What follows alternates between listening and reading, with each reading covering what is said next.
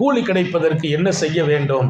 அவங்க சொன்னாங்க, ஒரு நாள் நோன்பு வச்சாச்சுன்னா கூலி கிடைச்சிக்கிடும். ஆனால் ரமதானில் தப்பி போன அந்த ஒரு நோன்புக்கு ஆயுள் பூராவும் நோன்பு வைத்தாலும் அந்த கூலி கிடைக்காது என்றார்.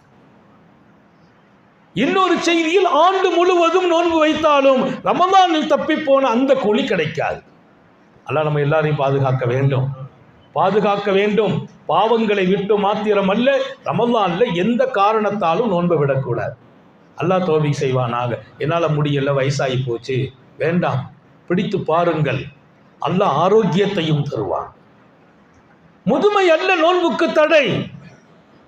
என் மனது வலிமையா இருந்தால் நான் 100 வயசுலேயே நோன்பு வைக்கலாம்.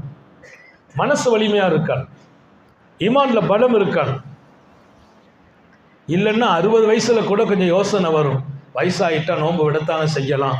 அந்த எண்ணத்துக்குள் நீங்கள் வர வேண்டாம் என்கிறேன்.